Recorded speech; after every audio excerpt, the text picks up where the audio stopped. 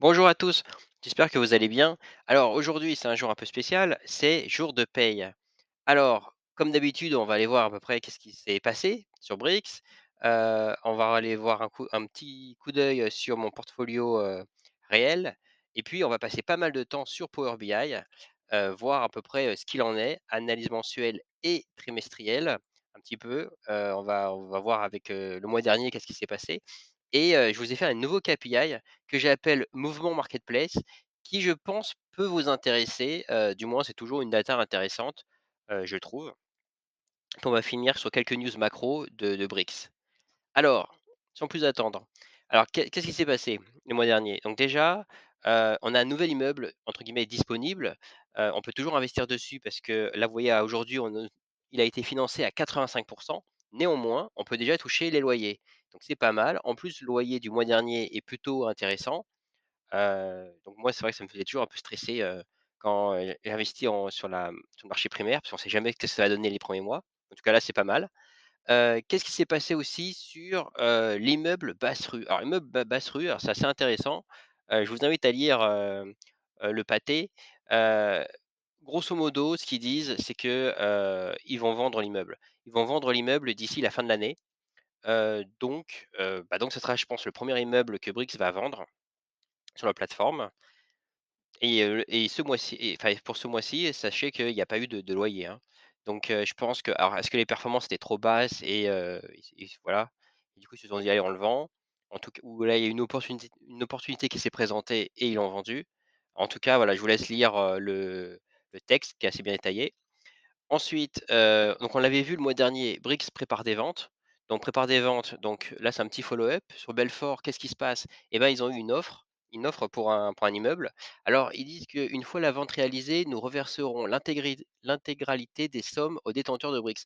Alors, ça, c'est vrai que ça m'a un peu étonné parce que, sur le long terme, je pense que du coup, on va diluer énormément les Brix.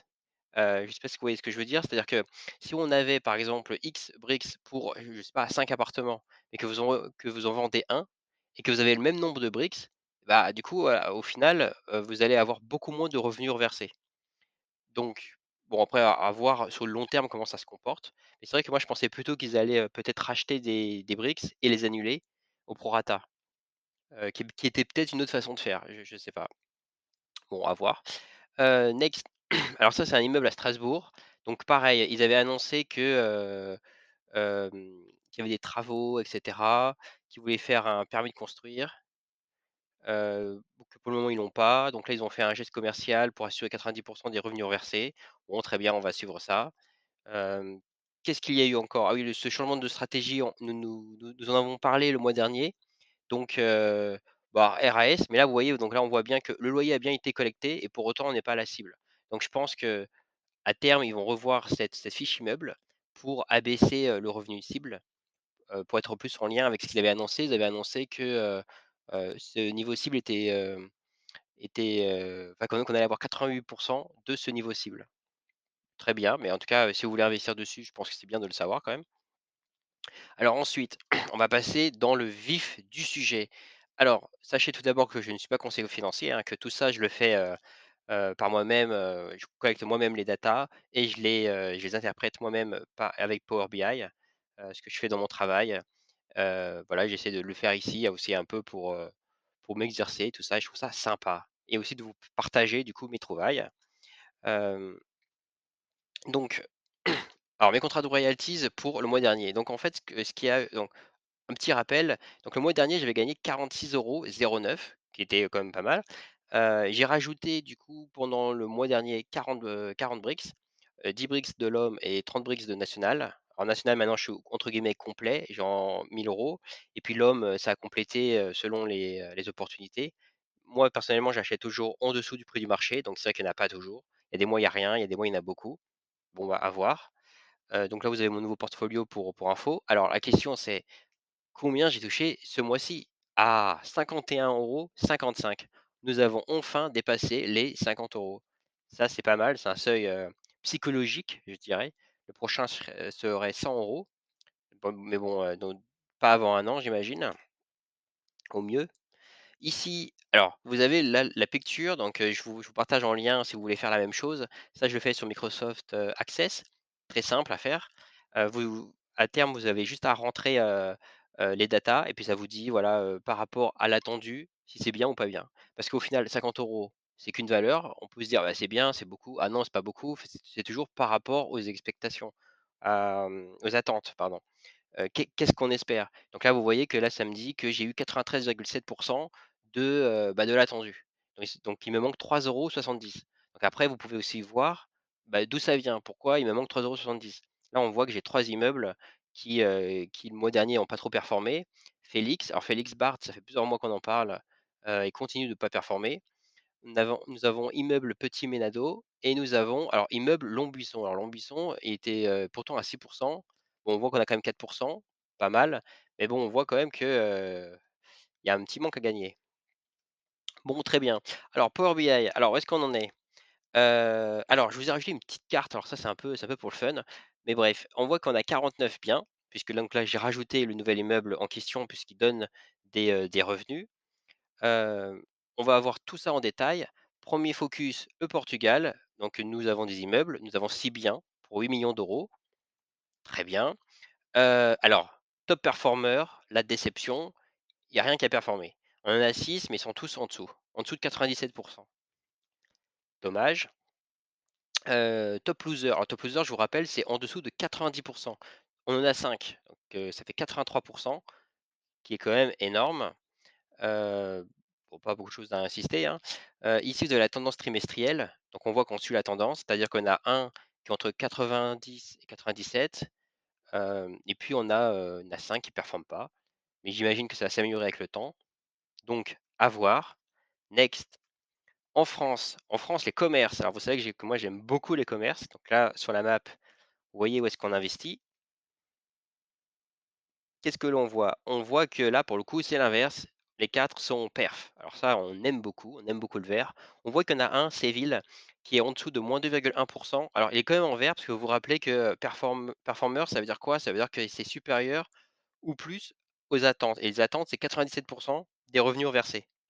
Donc là, on voit qu'ils sont tous dans le vert. Avec notre ami Defaults qui, lui, performe un petit peu, pas mal. Donc, tant mieux. Quand on voit la tendance trimestrielle, c'est très bien, c'est parfait, que du vert. Moi, j'aime beaucoup le vert. Next, focus en France, les immeubles. Alors là, vous voyez qu'on peut investir un peu partout en France. Alors, qu'est-ce qu'il en est? Nous avons 39 biens.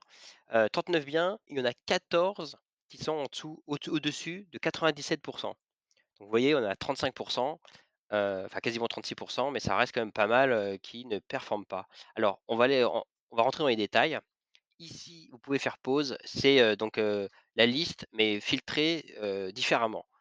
1er, à gauche, vous avez la liste filtrée par somme de gap, c'est-à-dire que, plus ce chiffre est élevé, plus on a gagné des sous par rapport à l'attendu.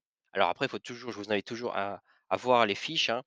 Pourquoi il y a eu plus d'argent? Peut-être qu'il y a eu des impayés avant et du coup, cette fois-ci, on les a payés et du coup, ça fait, un surplus. Donc ça veut dire quoi? Ça veut dire que sur le long terme, ça, c'est pas forcément très bien. Mais là, c'est juste des datas, c'est juste, voilà, qu'est-ce qui s'est passé d'un point de vue, analytique, hein? Donc très bien. Qu'est-ce qui s'est passé, après là, si on filtre par pourcentage réel, vous avez, cette nouvelle liste à droite. Là, on voit que par exemple, c'est General Strolls, Les Viviers, Jean Jaurès L'Homme qui ont pas mal performé ce mois-ci ou qui sont à la cible aux attentes. Donc ça, c'est très bien. Vous pouvez, faire pause pour voir, si, vos immeubles sont dedans. S'ils sont dedans, ça veut dire que voilà, ils font leur travail. La tendance trimestrielle est quand même moyenne.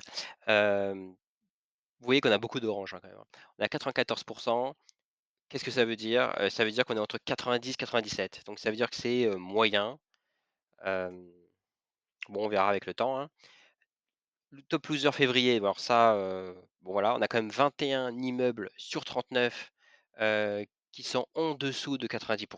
Ça fait 54. Ça, c'est quand même beaucoup personnellement, je trouve. Alors il y a très probablement des raisons, hein. Faudrait voir immeuble par immeuble, qu'est-ce qui s'est passé? Par expérience, parce que comme, je regarde chaque fiche, une par une pour vous compléter les données chaque mois, souvent il y a des impayés, souvent il y a des logements vides. Alors, bon, faut espérer que ça s'améliore avec le temps. Là, vous avez aussi la liste, pareil, à gauche, c'est filtré, juste par les pertes brutes, donc moins 100, ça va que vous avez pas eu de loyer. Bon, et à droite, vous avez quoi? Vous avez le c'est trié par le pourcentage réel. Donc vous voyez, c'est pas forcément «mauvais» entre guillemets. Aristide, Rouzières, par exemple, est quand même à 4,47.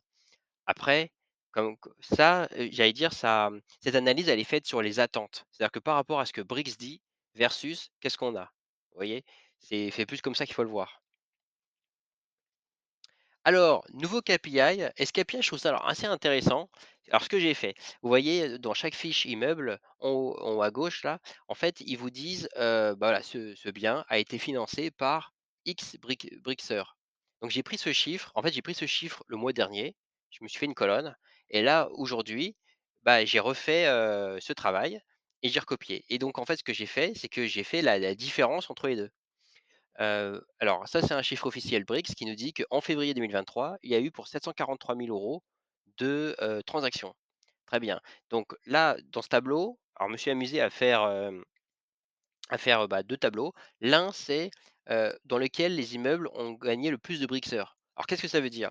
Sachant que Brix n'a pas, émis plus de Brix, qu'est-ce que ça veut dire? Bah, alors ça veut dire qu'il y a des gens qui avaient des gros lots et qui les ont saucissonnés et il y a plus de gens qui il y a plus de, comment dire? D'acheteurs différents qui les ont achetés. Vous voyez? Et du coup, il y a plus de Brixeurs différents. Donc là, on voit quoi? On voit Charles Thomas, Faria et cetera. Donc là, je vous ai fait le ranking à gauche et en fait, ce qui est intéressant, je pense, c'est à voir, j'ai essayé d'expliquer, en fait, pourquoi on va dire, des personnes auraient vendu des gros lots. En fait, donc là, je vous ai mis après la colonne pourcentage réel. Pourcentage réel de janvier. C'est-à-dire que je me suis dit: «Bah, on va voir les performances de janvier et par rapport aux impacts, vous savez, sur février». Donc on va voir ça. Peut-être que voilà, je me suis dit: «Quelqu'un qui a vu une mauvaise performance en janvier s'est peut-être dit: "Allez, je m'en débarrasse, j'en ai marre"». Et d'ailleurs, vous voyez, ça rend plutôt bien. Parce que quand on voit le top 12, il y en a quand même beaucoup qui réellement sont à 0. Bon, après, il y a quand même Longbuisson qui est quand même à 6. Bon, après, il y a toujours des raisons, mais vous voyez que, ouais, je trouve ça assez intéressant. Ensuite, il y a des immeubles qui ont eu moins de Brixeur. Alors moins de Brixeur, du coup, c'est l'inverse. Ça veut dire que, je sais pas, il y avait par exemple 800 personnes et puis, d'un coup, ils se retrouvent avec 750 personnes. Donc là, ça veut dire qu'il y a des gens qui font de «l'accumulation» entre guillemets. Ça veut dire qu'il y a des gens qui avaient déjà cet immeuble et qui rachètent des briques de cet immeuble. Et donc là, je vous ai fait aussi un classement. Alors je me suis gouré pour Général de Gaulle, enfin disons que j'avais pas la donnée pour février, donc c'est 0, donc prenez pas ça en compte. Par contre le reste c'est bon. Après on voit qu'il y a pas non plus beaucoup de différence, hein. Quand on voit des différences de -5, -3, -1, bon on peut dire que c'est stable. Il y a juste peut-être le premier Général Strauss, où on voit qu'il y a des gens qui ont fait de l'accumulation dessus. Hem, ouais, surtout ça et Mas du Curé. Donc en newsletter, alors en newsletter, je vous invite à la lire. En fait, je pense que c'est assez intéressant. On voit, où est-ce que Brix en est par rapport à, vous savez, à l'AMF pour redémarrer son activité. Donc, là, apparemment, ils ont soumis le 22 février le dossier et à cette date, c'est le début de l'instruction officielle du dossier qui peut durer au maximum 3 mois calendaires. Donc ça nous donne une idée. Dans 3 mois, on saura si, Brix pourra redémarrer. Hem, a priori, il y a pas de raison, hein.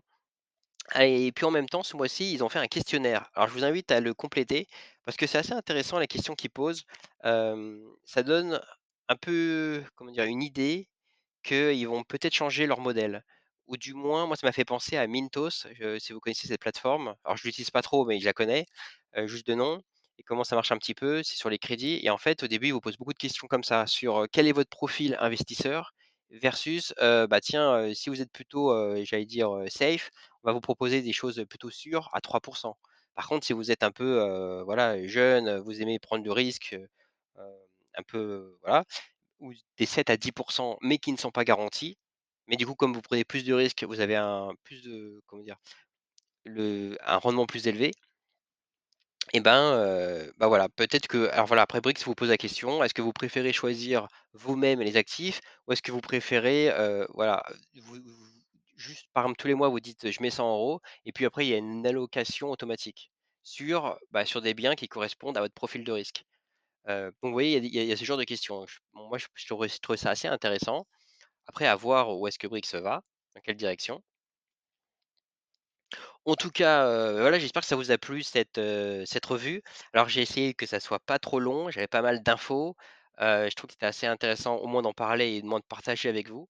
N'hésitez pas, hein, si vous avez des idées de KPI, si vous avez des comment on peut améliorer aussi ces rapports BI pour qu'ils soient plus lisibles.